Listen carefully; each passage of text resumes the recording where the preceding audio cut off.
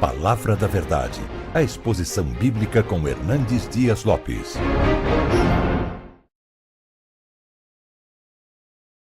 Eu quero compartilhar com vocês hoje o texto que está em Marcos capítulo 4. Marcos capítulo 4, versos 35 a 41.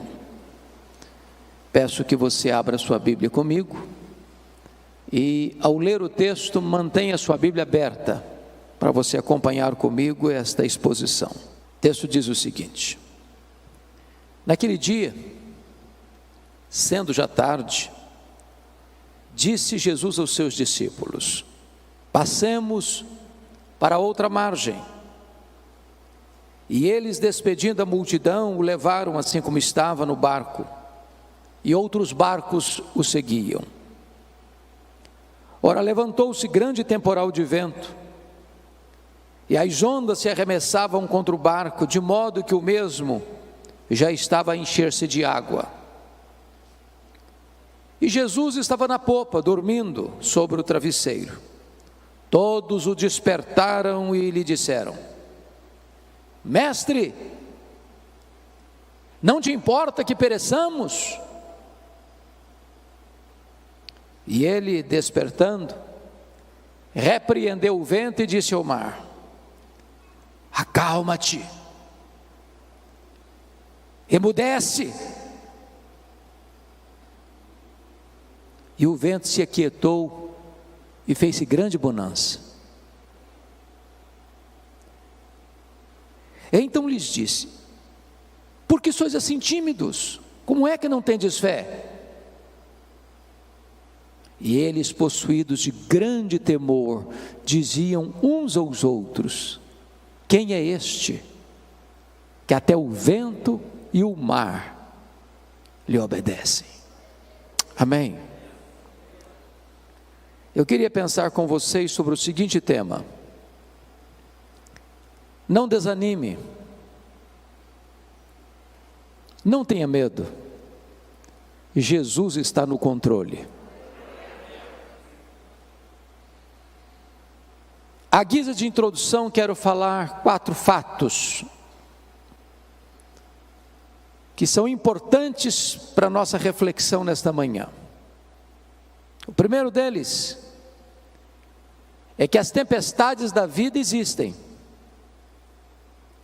e elas são reais, elas estão absolutamente presentes na nossa vida, porque são inevitáveis. Elas chegam, e chegam para todos. Chegam para aqueles que estão no palácio e aqueles que estão na choupana, para os mais cultos aos iletrados. As tempestades são democráticas, elas vêm, mas hoje ou mais amanhã, elas vêm, são inevitáveis, não tem como você se blindar, não tem como você viver numa redoma de vidro. A vida não se desenrola num parque de diversões. A vida não é um jardim grinaldado de flores. Cruzamos desertos tórridos, vales escuros, enfrentamos lutas, lágrimas rolam pelo nosso rosto, a dor aperta o nosso coração. Esta é a realidade da vida. A segunda verdade que eu gostaria de lhes dizer à guisa de introdução é que as tempestades não apenas são inevitáveis, elas são também imprevisíveis. Chegam de súbito, sem mandar aviso prévio. Você acorda de manhã, está tudo bem, e quando você vai dormir, seu rosto está banhado de lágrimas. É um acidente, é uma doença súbita, é um divórcio traumático, é um luto doloroso, é uma perda financeira radical, é uma situação que você jamais imaginava que pudesse acontecer na sua vida, mas acontece, pegando você de surpresa, botando a sua vida de ponta cabeça. Mas a terceira verdade, ainda na linha da introdução da mensagem, é que as tempestades não são apenas inevitáveis e imprevisíveis. Em terceiro lugar, elas são inadministráveis tantas vezes. As coisas fogem do seu controle. Você quer ir para a direita e o seu barco é jogado com fúria para a esquerda. Você quer avançar e você recua. Aquilo que parecia tão fácil de resolver, de repente se transforma num monstro na sua vida e você não consegue mais resolver. É um filho criado com todo zelo, que de repente entra na adolescência, se envolve com coisas perigosas, amizades perigosas, se desvia, entra nas drogas, transtorna a família.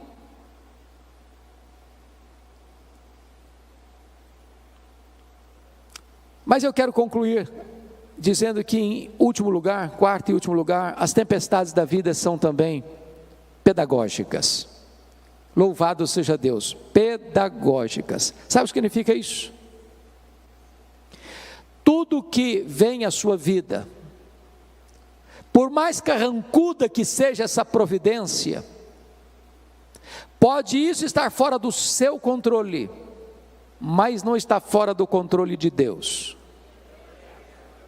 Deus tem um plano nisso. Deus vai usar essa experiência dolorosa de tempestade, não para destruir você, mas para tonificar as musculaturas da sua alma, não para levar você ao naufrágio, mas para conduzir você a uma experiência mais profunda com Ele.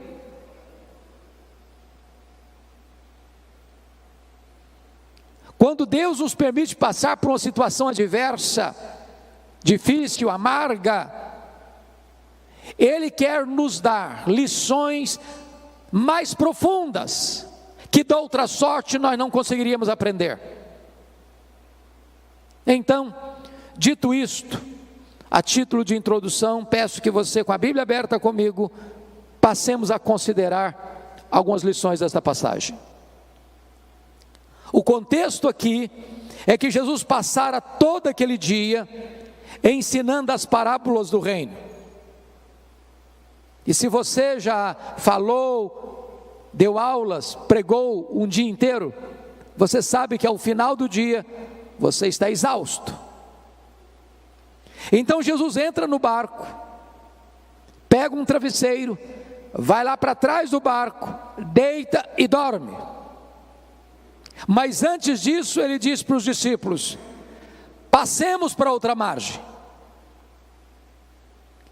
Enquanto eles estão navegando para outra margem, eu estou falando do Mar da Galileia, ou do Lago de Genezaré, e você sabe que esse mar não é um mar, é um lago de águas doces, o maior reservatório de águas doces do Oriente Médio, com 21 quilômetros de comprimento por 14 de largura, a 200 metros abaixo do nível do mar Mediterrâneo, encurralado pelas montanhas de Golã de um lado, as montanhas da Galileia do outro.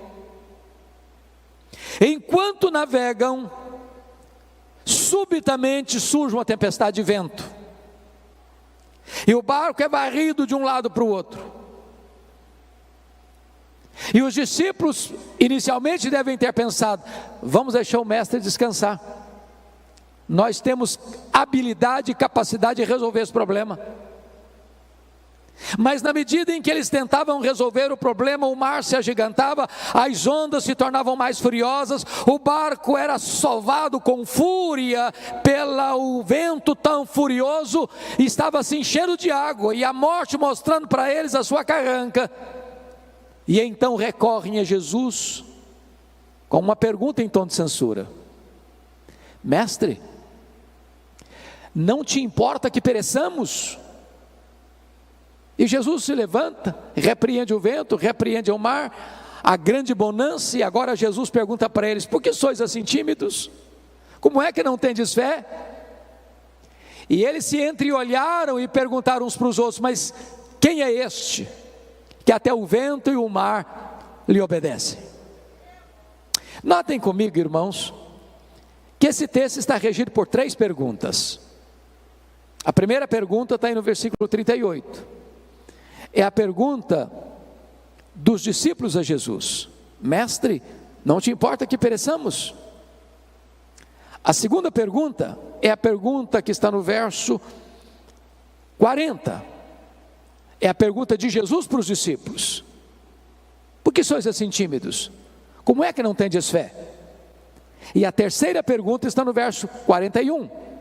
É a pergunta entre os discípulos: quem é este que até o vento e o mar lhe obedecem? Bom, como o texto está regido por essas 3 perguntas, me deterei em trabalhar essas 3 perguntas na meditação desta manhã. Vejamos então a primeira pergunta. Esta é a sua pergunta, esta é a minha pergunta, esta é a nossa pergunta: Mestre, não te importa que pereçamos? É a pergunta da angústia, é a pergunta da vulnerabilidade humana, é a pergunta das fraquezas humanas, é a pergunta de alguém que está enfrentando um problema e não sabe como resolvê-lo, está enfrentando uma doença e a medicina diz: não tem mais jeito. Está enfrentando uma crise conjugal e parece que não vê nenhuma janela de escape para uma solução que traga paz à alma. A grande pergunta, meus amados, é por que esses discípulos estão fazendo essa pergunta com esse tom de censura a Jesus? Mestre, não te importa que pereçamos? Não estás vendo a nossa dor? Não estás vendo o nosso aperto? Não estás percebendo o nosso perigo? Não vais fazer nada. Mas por que eles estão fazendo essa pergunta? Porque alguma coisa não estava bem resolvida na mente deles. Primeiro lugar, eles não estavam conseguindo conciliar a obediência à ordem de Jesus: passemos para outra margem, com a tempestade que estava enfrentando. Não é muito difícil nem para você nem para mim entendermos a tempestade que Deus mandou atrás de Jonas. Jonas tinha desobedecido a Deus. E no imaginário nosso comum, a gente pensa assim: quando um crente se afasta de Deus, Deus manda uma tempestade atrás dele, e manda mesmo. Não para destruí-lo, mas para fazê-lo voltar ao caminho da obediência. Agora, como é que eu vou entender que eu estou fazendo a vontade de Deus, eu estou andando com Deus, eu estou obedecendo a uma ordem expressa de Jesus, e a tempestade vem? E a tempestade chega, e o vento contrário começa a me ameaçar. Na cabeça deles, isso não estava bem resolvido, porque a nossa expectativa é essa: se eu estou andando com Deus, vai dar tudo certo, nenhum imprevisto vai acontecer. Mas havia um segundo problema que levou esses discípulos a perguntarem a Jesus nesse tom de censura: Mestre, não te importa que pereçamos? Qual era o segundo problema? Era a urgência da necessidade deles com a demora de Jesus. em atendê-los. Por quê? O que Jesus estava fazendo no barco? Estava dormindo. Quem está dormindo não está agindo.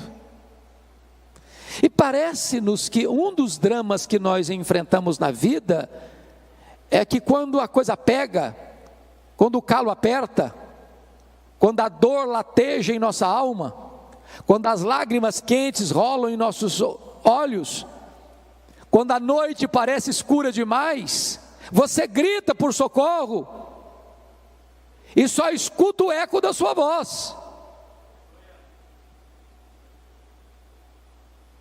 Deixa eu lhes dizer, tem hora, eu vou voltar, filho, pode ficar tranquilo. Tem hora que a demora de Deus nos aflige mais do que o próprio problema. Eu vou ilustrar. Vocês se lembram da Marta? Quando seu irmão Lázaro ficou doente? Jesus estava a um dia de viagem de Betânia, e Marta manda um recado para Jesus assim: está enfermo aquele a quem amas. A casa dela estava cheia de gente. Talvez as pessoas questionando: Marta, será que Jesus vem? Eu falei: ele vem, claro, ele é nosso amigo. E eu, Lázaro, piorando, e Jesus não chega. Aí a pessoa gastou um dia para ir de Betânia, onde Jesus estava. Ao dar o recado, Jesus disse para os seus discípulos assim: o Lázaro morreu. Mas manda um recado para Marta: esta enfermidade não é para a morte, é para a glória de Deus. Quando o emissário retorna no segundo dia, que era um dia para ir, outro dia para voltar, talvez apressadamente já vai dizendo para Marta: ô Marta, Jesus mandou falar para você que esta enfermidade não é para a morte, é para a glória de Deus. Mas o Lázaro já estava morto e sepultado. Olha o nó na cabeça da Marta. Diz a Bíblia que Jesus fica mais 2 dias onde estava. Se o homem gastou um dia para ir, mais 2 dias que fica, 3 dias. No 4º dia é que Jesus vai. Quando Jesus chega lá, o Lázaro está morto e sepultado há 4 dias.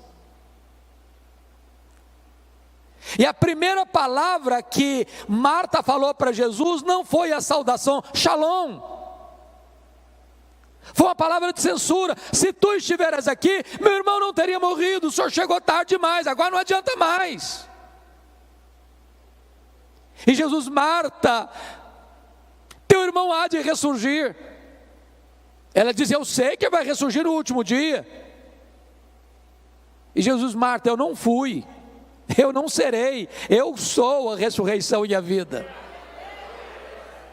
Se você crer, Marta, você verá a glória de Deus. Talvez você, meu amado, que está aqui hoje, minha irmã, você está aguardando um milagre de Deus na sua vida, uma resposta às suas orações há anos.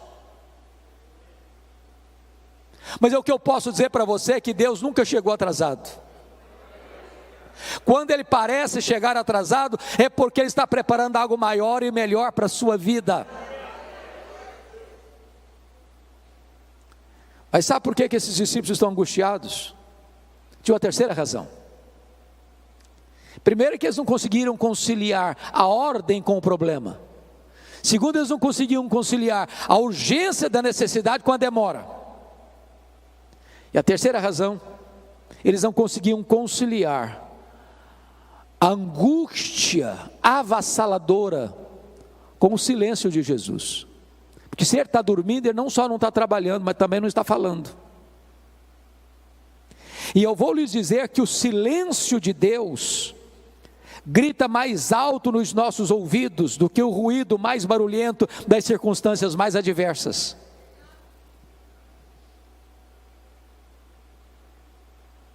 Quantos de nós, irmãos, nas noites mais escuras da alma, já gritou: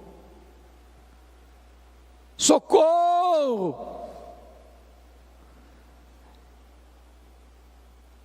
e parece que a nossa voz ecoa no espaço, e nenhuma resposta chega.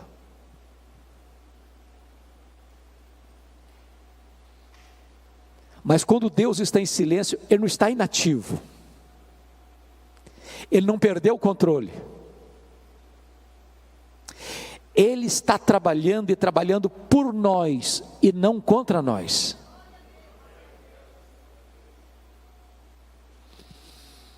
Pois bem, diz a Bíblia então que Jesus se levanta, repreende o vento, repreende o mar, e é uma grande bonança.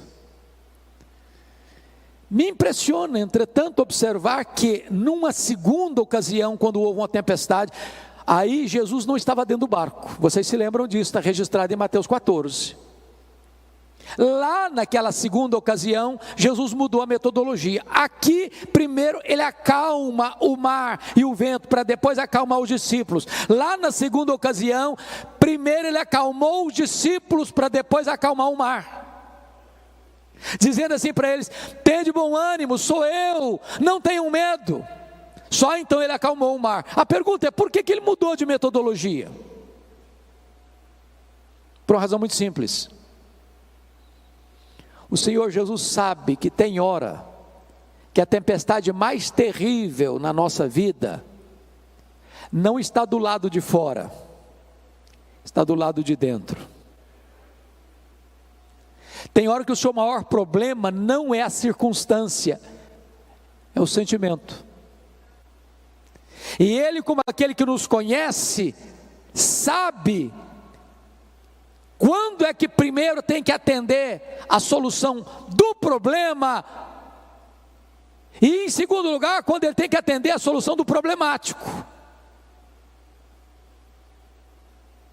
Ele é poderoso nesta manhã para acalmar tanta tempestade que está dentro da sua alma, como a tempestade que está fora de você.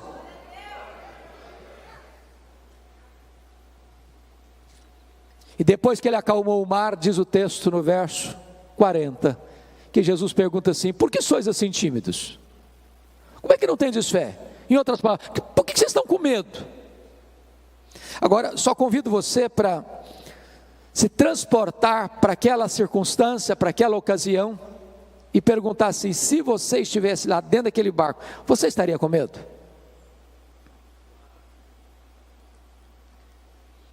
Ô, gente, eu fiz um único cruzeiro, um navio grande na vida. Fiz vários cruzeiros pequenos, mas grande, navio grande, uma vez só na vida. Saiu de Santos, foi para o interior do Rio de Janeiro. E eu prometi a mim mesmo nunca mais fazer outro cruzeiro na vida. Pegamos ondas de 5 metros. Foi um desespero. Todo mundo dentro do navio ficou com náuseas, todo mundo. Você ia sair, você tinha que cambalear nos corredores, e todo mundo vomitando nos corredores. Você não imagina o que é você começar uma viagem, o navio está todo mundo nauseado, e você sabe que tem 8 horas pela frente. A única oração que eu fazia era essa: ó Deus, ou eu durmo ou eu morro. Agora imagine o que é um barquinho de pescador, no meio do mar, já de noite, o mar furioso, moendo o barquinho, água entrando, a morte mostrando a carranca, a situação humanamente desgovernável. Você ficaria com medo? Aí Jesus pergunta assim: por que vocês estão com medo? Como é que vocês não têm fé? Mas por que eles deveriam estar com fé e não com medo? Bom, eu quero lhes dar 4 razões por que eles deveriam ter fé e não medo. Para ajudar a vocês na memorização, usarei um recurso mnemônico. As 4 razões para eles terem fé e não medo, começando com a letra P. Primeiro, eles deviam ter fé e não medo por causa da promessa de Jesus do verso 35. Passemos para outra margem. Se Jesus disse assim: passemos para outra margem, qual era o destino deles? a outra margem? Claro. Então vou lhe dizer algo sublime agora. Promessa de Jesus e realidade são a mesma coisa. Porque nenhuma das suas promessas cai por terra. Em todas as suas promessas nós temos o amém, o sim de Deus. Ele vela pela sua própria palavra em a cumprir. Você sabe por que você e eu ficamos com medo? É porque nós duvidamos que aquele que fez a promessa é fiel para cumpri-la. Segundo lugar, sabe por que eles deviam ter fé e não medo? Por causa da presença de Jesus com eles. Quem é Jesus? O Criador do mar, o Criador do vento, o Criador da terra, o Criador do céu, o Criador do universo. Agora eu pergunto a você, será que a criatura poderia ser maior que o Criador? Será que o mar poderia derrotar o Criador do mar?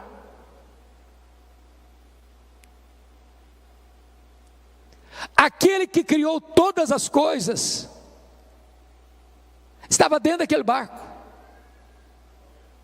Aquele barco não podia afundar com o Criador do universo, o Filho de Deus. E Jesus prometeu para você e para mim o seguinte: eis que eu estou convosco todos os dias até a consumação dos séculos.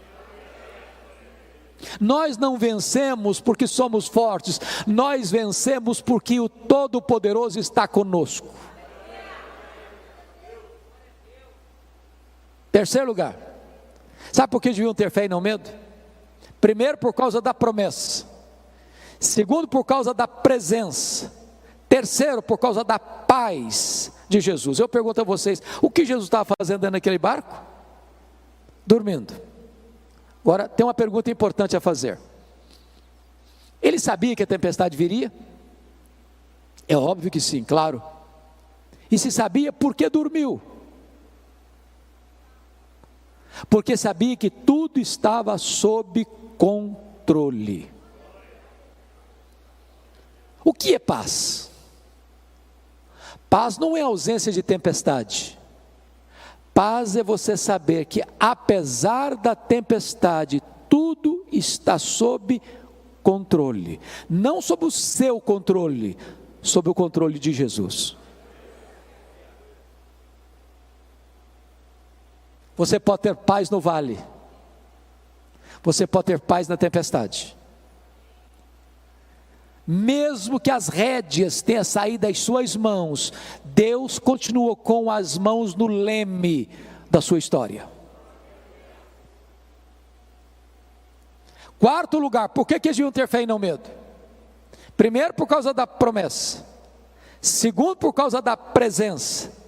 Terceiro, por causa da paz. Quarto, por causa do poder de Jesus.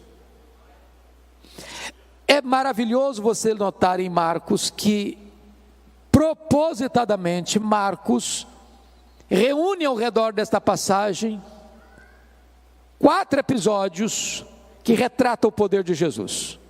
Primeiro nesta, onde ele tem poder sobre as leis da natureza, o vento escuta a sua voz, o mar obedece ao seu comando. Mas notem comigo que em seguida, capítulo 5, ele desembarca do outro lado, na região leste do lago, na região das montanhas de Golã, em território pagão, no território de Gadara, num despenhadeiro, dentro de um cemitério, de noite, quando entre os sepulcros tem um homem gritando, ferindo-se com pedras, louco, furioso, que ninguém podia prendê-lo com algemas.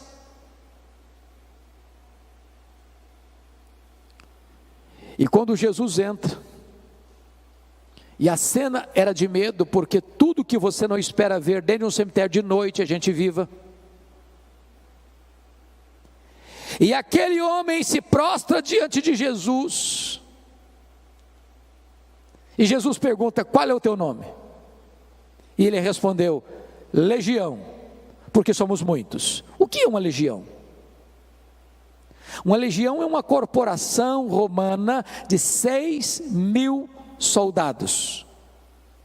Dentro de um único homem tinha 6.000 demônios, capaz de sair de um homem e entrar em 2.000 porcos, levando-os ao precipício e à morte.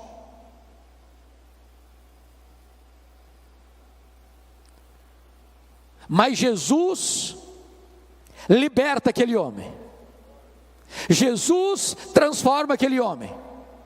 Jesus faz daquele homem um missionário, para provar uma coisa para nós: ele tem poder sobre as leis da natureza e ele tem poder sobre os demônios. Me impressiona, pastor Amarildo, nesse texto,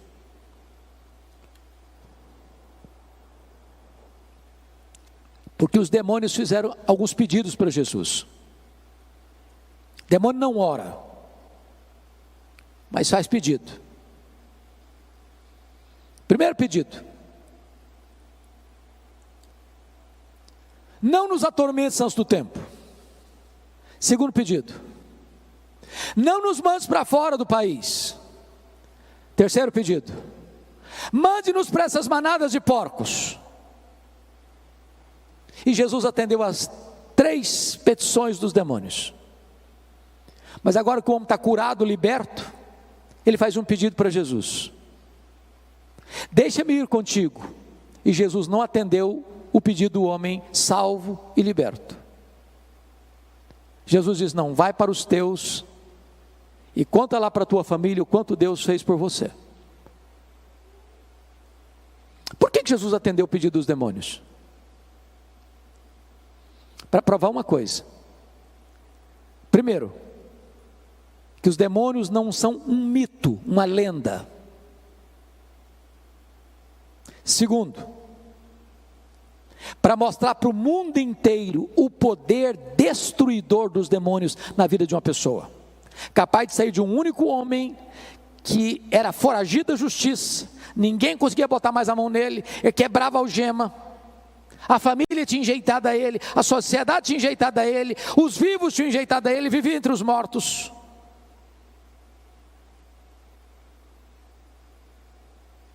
Para mostrar para o mundo que os demônios vêm para roubar, para matar e para destruir. Terceiro, por que Jesus atendeu o pedido dos demônios? Para provar para o mundo inteiro os valores da sociedade mundana. Porque os gadarenos, ao chegarem e verem aquele homem liberto por causa dos porcos, expulsaram Jesus dali. É uma sociedade que ama mais os porcos do que pessoas. Quarto, sabe por que Jesus atendeu o pedido dos demônios? Para provar para o mundo inteiro que quem manda é Jesus. Os demônios ficam se Jesus permitir, os demônios saem se Jesus mandar. Quem domina e tem poder sobre os demônios é Jesus. Quem tem as chaves da morte e do inferno é Jesus.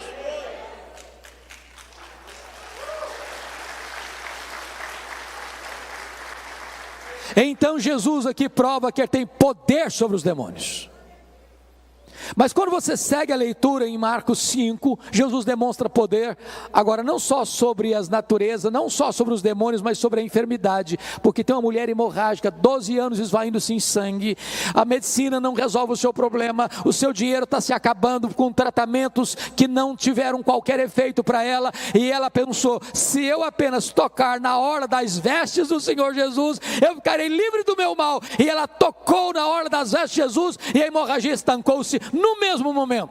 Sabe por quê? Porque Jesus tem poder sobre a natureza, poder sobre os demônios e poder sobre as enfermidades. A última palavra não é da ciência, a última palavra não é da medicina, a última palavra é do Deus vivo, é do Filho de Deus. Mas em seguida, no capítulo 5, Jesus está indo no meio da multidão, porque Lázaro, o chefe da sinagoga, rogou a Jesus: Senhor, vá comigo à minha casa, porque a minha filhinha única de 12 anos está muito doente, está à beira da morte. E Jesus caminha com ele. Quando chega alguém, diz: não incomodes mais o mestre, a tua filha acabou de morrer. O desespero, a dor, a angústia, filha única. E Jesus olha para ele e diz: não temas, Jairo, crê somente. E Jesus chegou na casa de Jairo, a menina estava ainda estendida na cama, seu corpo sem vida. E Jesus se aproxima e diz: menina, talita cumi. Significa: menina, está na hora de acordar, está na hora de levantar. E a morte escuta a voz de Jesus, e a menina ressuscita. Sabe por quê? Porque Jesus tem poder sobre a natureza, tem poder sobre os demônios, tem poder sobre a enfermidade, tem poder sobre a morte. Ele é a ressurreição e a vida. Ele entrou nas entranhas da morte, ele matou a morte, ele ganhou vitória sobre a morte, e ele se levantou com um corpo de glória. E ele promete para você que, se você crer nele, você nunca morrerá eternamente, porque você e eu também teremos um corpo de glória semelhante ao corpo da glória do Senhor Jesus Cristo. E você pode olhar como Paulo para a morte e dizer: onde está a morte, a tua vitória? Onde está a morte, o teu aguilhão? Tragada foi a morte pela vitória. O nosso Senhor tem poder sobre a morte.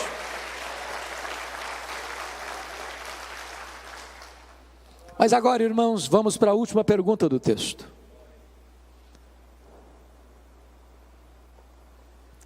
Eu fico imaginando o mar se acalmando como uma fera selvagem que precisa ser acalmada, o barco balançando, os discípulos todos molhados, porque o barco já estava se enchendo de água, aquelas jorros d'água batendo no barco, e eles estão completamente tomados de uma santa reverência, perguntando uns para os outros assim: mas quem é este, que até o vento e o mar lhe obedecem? Que pergunta emblemática. Quem é este? E nós poderíamos responder essa pergunta hoje, dizendo o seguinte: este é aquele que, junto com o Pai e com o Espírito Santo, lá nos refolhos da eternidade, antes da criação do universo, no conselho da Trindade, traçaram um plano perfeito para a sua, para a minha, para a nossa vida. Este é aquele que no princípio criou todas as coisas, porque todas as coisas foram feitas por intermédio dele, e sem ele nada do que foi feito se fez, as coisas visíveis e invisíveis. Quem é este? Este é aquele que sustenta todas as coisas pela palavra do seu poder. Quem é este? Este é a semente da mulher que nasceu para esmagar a cabeça da serpente. Quem é este? Este é aquele de quem os patriarcas falaram, para quem os profetas apontaram. Quem é este? Este é aquele que foi simbolizado pelo Cordeiro da Páscoa, cujo sangue, passado no batente das portas, libertou os primogênitos de Israel da morte no Egito.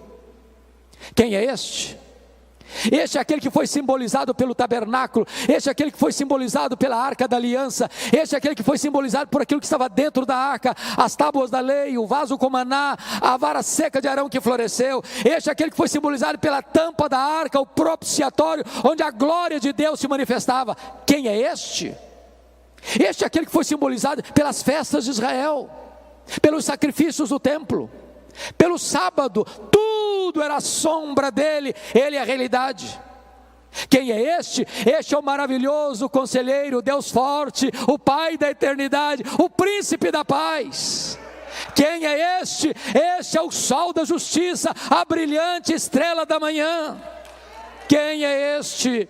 Este é o Messias prometido, este é o Filho de Deus, que na plenitude dos tempos nasceu de mulher, nasceu sob a lei, para ser o nosso Redentor. Quem é este? Este é o Verbo eterno, pessoal, divino, autoexistente, Criador, que se fez carne e habitou entre nós, cheio de graça e de verdade, e vimos a sua glória, glória como do unigênito Pai. Quem é este? Ora, este é aquele que pode dizer: eu sou. Antes que Abraão existisse, eu sou. Este é o pão da vida, este é a luz do mundo, este é a porta das ovelhas, este é o bom pastor, este é a ressurreição e a vida, este é o caminho e a verdade e a vida, e ninguém vem ao Pai senão por ele. Este é a videira verdadeira. Quem é este? Este é o cabeça da igreja, este é o fundamento da igreja, este é o dono da igreja, este é o edificador da igreja, este é o protetor da igreja. Quem é este? Este é o amado da nossa alma, este é a nossa alegria, este é a nossa herança, este é a nossa paz, este é a nossa justiça, este é o Filho de Deus que desceu da glória e entrou na nossa história e pisou o nosso chão e bebeu a nossa água e chorou a nossa lágrima e sentiu a nossa dor e carregou com os nossos pecados sobre o seu corpo no madeiro. Quem é este? Este é aquele que no Getsemane suou sangue por amor de nós, é aquele que chorou no Getsemane, aquele que bebeu sozinho o cálice amargo da ira de Deus, este é aquele que foi cuspido e esbordoado no sinédrio, este é aquele que foi espancado e vilipendiado no pretório romano, este é aquele que carregou sobre o seu corpo no madeiro os nossos pecados e andou pelas ruas de Jerusalém apinhadas e debaixo de uma multidão sangue sedenta gritando: crucifica-o, crucifica-o, crucifica-o. Quem é este? Este é aquele que foi pregado naquela cruz, naquele leito vertical da morte. Este é aquele que transformou aquele patíbulo de horror no instrumento da sua própria salvação. Quem é este? Este é aquele que entrou nas entranhas da morte, ele é aquele que matou a morte, este é aquele que ressuscitou glorioso.